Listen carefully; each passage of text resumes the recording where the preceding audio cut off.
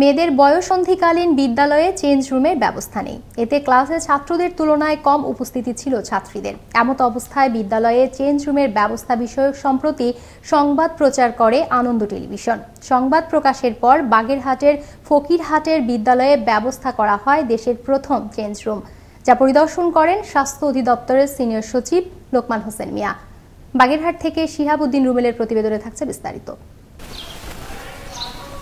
দেশের মাধ্যমিক স্কুলে ছেলেদের তুলনায় মেয়েদের উপস্থিতির হার কম, যার অন্যতম প্রধান কারণ হচ্ছে মেয়েদের বয়ঃসন্ধি। তবে শিক্ষার মানকে ত্বরান্বিত এবং মেয়েদের উপস্থিতি বৃদ্ধি করতে বাগেরহাট ফকিরহাটে দেশের প্রথম এই উদ্যোগ নেওয়া হয়েছে।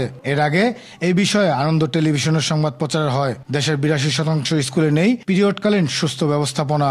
সবকিছু বিবেচনায় দেশের বাগেরহাট জেলার ফকিরহাট উপজেলায় সর্বপ্রথম ২০১৯-২০ অর্থ বছরে ফকিরহাট উপজেলা পরিষদের ৮টি ইউনিয়নে ৮টি মাধ্যমিক বিদ্যালয়ে চেঞ্জ রুম গড়ে তোলার জন্য আর্থিক বরাদ্দ রেখে কাজ শুরু করা হয়। আর প্রথমেই পাইলটিং করা হয় উপজেলার বেতাগা আদর্শ মাধ্যমিক বালিকা বিদ্যালয়ে। এতে সন্তোষ প্রকাশ করেন শিক্ষার্থীরা।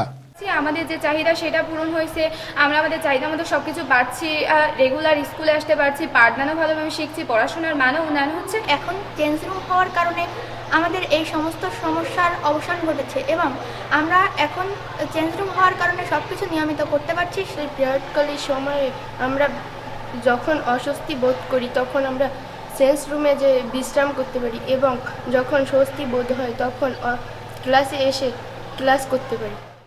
দেশে প্রথম এমন উদ্যোগ গৃহীত হয় ফকিরহাট উপজেলা থেকে, আর এর সুফল পাওয়া যাচ্ছে। সম্প্রতি আমাদের স্বাস্থ্য বিভাগের সিনিয়র সচিব লোকমান স্যার এসেছিলেন এবং এসে স্যার চেঞ্জ রুম পরিদর্শন করে স্যারও বিষয়টা নিয়ে উচ্ছ্বসিত প্রশংসা করেছেন। এ পর্যন্ত ফকিরহাটে 16টি চেঞ্জ রুম তৈরি হয়ে গেছে এবং এই অর্থ বছরে আমরা আরো চেঞ্জ রুম করবো ফকিরহাটের উপজেলা পরিষদ এবং প্রশাসনের সময়। আর এই উদ্যোগ যদি দেশের প্রতিটি মাধ্যমিক বিদ্যালয়ে গ্রহণ করা হয় তবে শিক্ষার মান বাড়বে বলে মনে করেন ফকিরহাট উপজেলা পরিষদের এই চেয়ারম্যান। আমাদের ফকিরহাটে ইতিমধ্যে 16টার মতো চেঞ্জ রুম আমরা নির্মাণ করেছি।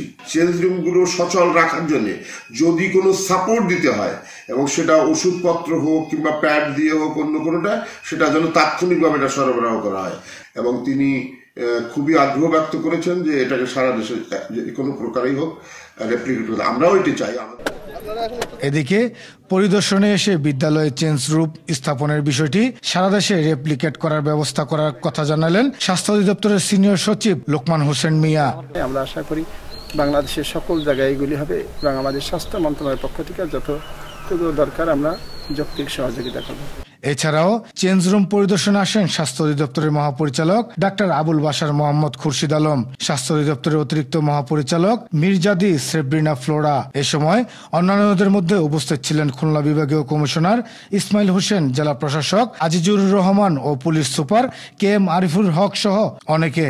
দেশব্যাপী যদি এই চেঞ্জ রুম ব্যবস্থাপনাকে বাস্তবায়ন করা যায় তবে শিক্ষার্থীদের উপস্থিতির পাশাপাশি বৃদ্ধি পাবে শিক্ষার মান, আর শিক্ষার মানেই এগিয়ে যাবে সোনার বাংলা, এমনটি বিশ্বাস সকলের।